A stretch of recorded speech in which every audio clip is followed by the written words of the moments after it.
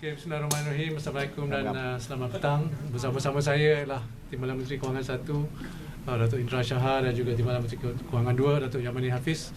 Kalau ada soalan-soalan yang nak tujukan, saya boleh jemput dua-dua Timbalan Menteri juga nak jawab lah. Okey, ada soalan? Boleh saya bercakap sikit sebelum kita Q&A? Kan? Boleh ya? Okey, terima kasih semua kerana hadir dalam sidang media ini ataupun press conference pada petang ini. Seperti yang diumumkan tadi, bajet 2023 bertemakan Warga Malaysia Teguh Bersama. Warga Malaysia Teguh Bersama. Makmur Bersama. Sebentar. Lagu mereka Makmur Bersama merupakan kesinambungan usaha kerajaan memulih dan memantapkan ekonomi negara dan juga keluarga Malaysia pasca pandemik yang dijalankan selepas tahun 2021. Seperti saya sebut tadi, temanya Keluarga Malaysia Makmur Bersama. Kerajaan mengambil pendekatan reformis, bertanggungjawab, responsif, bertanggungjawab dan juga reformis dalam memenuhi keperluan rakyat, perniagaan serta memacu pertumbuhan sosioekonomi yang mampat.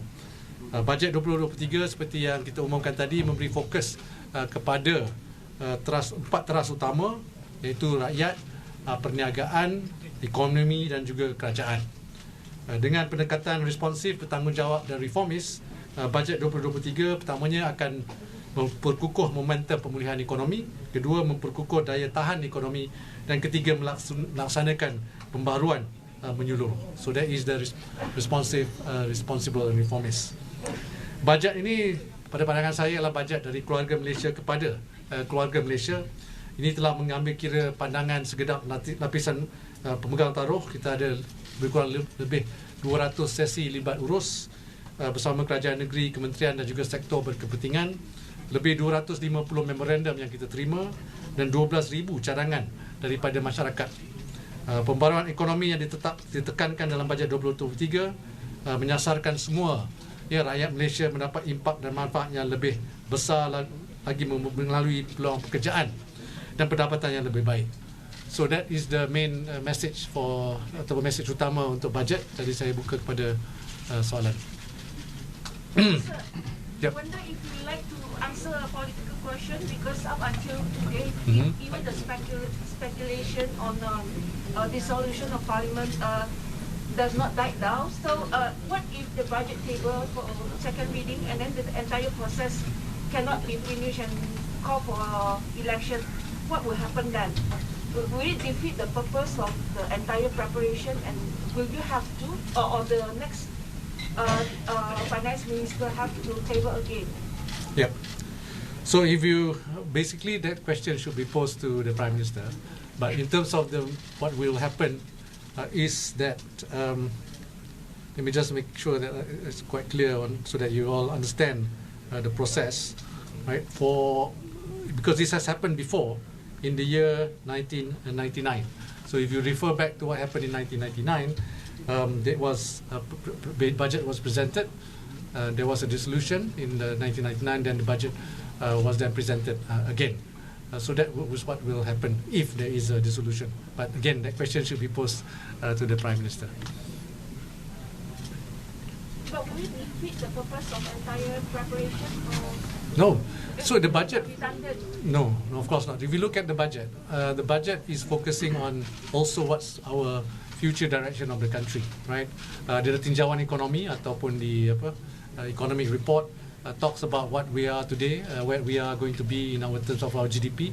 Seperti yang disebut tadi, KDNK kita tahun ini kita dah umum that we have a new number which is between 6.5% and 7% GDP growth. Yes, and we also have our target deficit, which was 6% sebelum ini. Now our deficit is expected to be 5.8%, and next year our target deficit is 5.5%. So if you look at the book, there's a tinjauan ekonomi, there is also anggaran perbelanjaan, and we also talk about what is the plan for next year. So there is obviously no basis of what you said just now lah. Any question? Yep. There you go. If I'm not mistaken, allocation for emolument is up, right? For under 2023, so by about 4 billion or so, right? Emolument will always go up every year, yeah, because of the inflation. In fact, emolument and pension also will go up. Emolument usually go up this year, and together with pension is about 1.5 billion ringgit. So that is every year as you revise the salary, dan juga lagi ramai yang pension memanglah akan naik every year. Sustainable in the long run, it's going up. As long as our revenue move faster than costs, and we should be able to sustain lah. Yes. Yeah.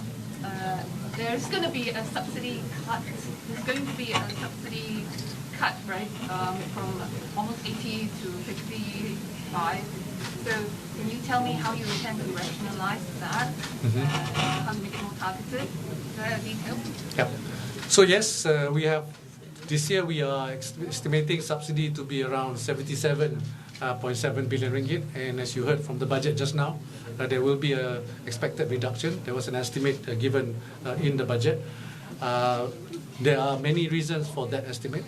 Firstly, as you mentioned just now, we may in the long run to make it sustainable, it has to be more targeted in its approach, right?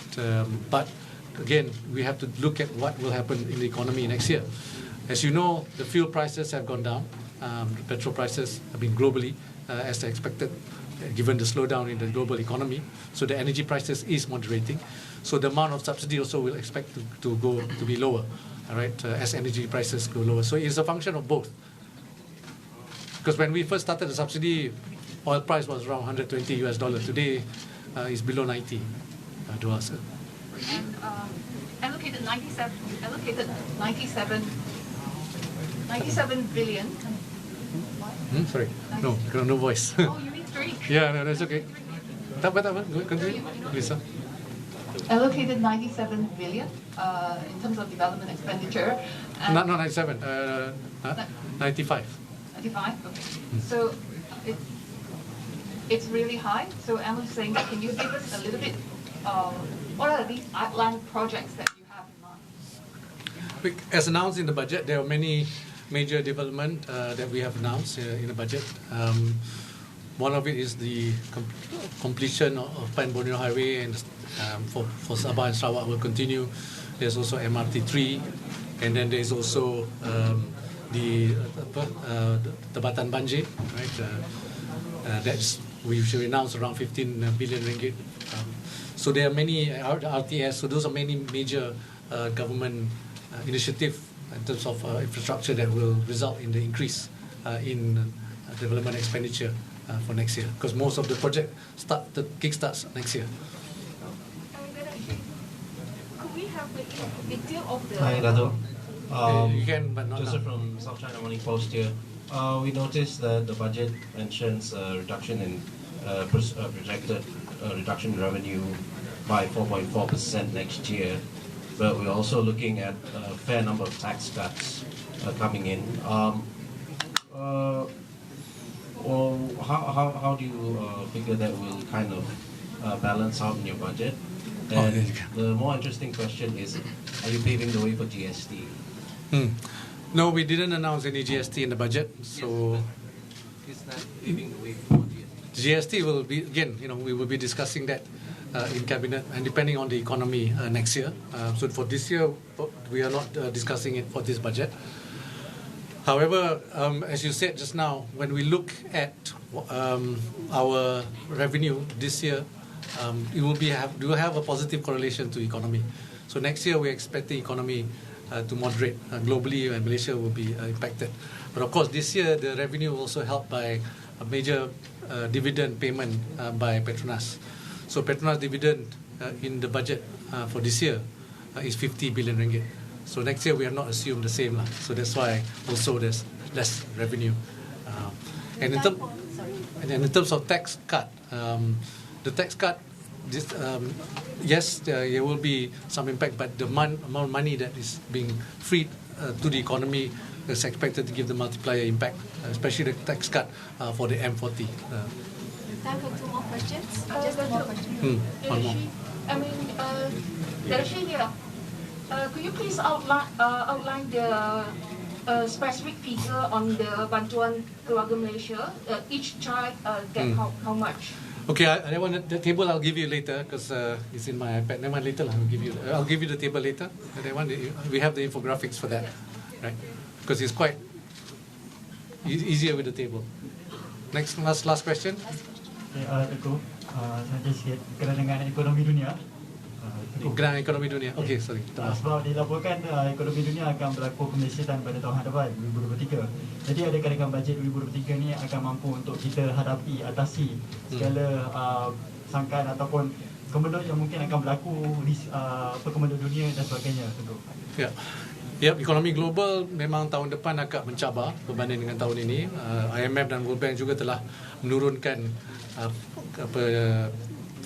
fokus mereka ataupun jangkaan mereka pada tahun 2023. In fact, the focus the GDP growth atau pertumbuhan KDNK dijangka masih lagi positif di antara 2 hingga 3%, ya. Dan Malaysia juga akan terkesan sedikit kerana tahun ini jangkaan kita ialah 6.5 hingga 7%, tapi tahun depan ialah 4 hingga 5%. Itu bajet yang kita umumkan hari ini agak beri fokus kepada isu-isu yang dapat menangani kelembapan ekonomi global pada tahun depan.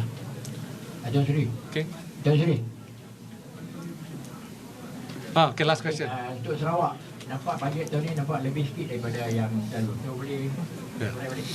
Okey, memang untuk Sabah dan Sarawak tahun ini kita lebih banyak fokus kepada Sabah dan Sarawak kerana kita rasa terutamanya di dalam sekolah-sekolah daif dan juga hospital dan klinik-klinik yang usang, ya, di sini kita buat peruntukan yang lebih, tapi amount yang besar juga adalah oleh kerana Puan Borneo, Sabah dan Sarawak yang kita sambung, yang kita nak cepatkan, ya. Tahun ini insya-Allah habis Sarawak dan Sabah pada tahun 2024. Dan begitu juga banyak pembangunan infrastruktur yang lain yang kita beri fokus juga kepada Sabah dan Sarawak di dalam bajet ini. So terima kasih semua. Thank you.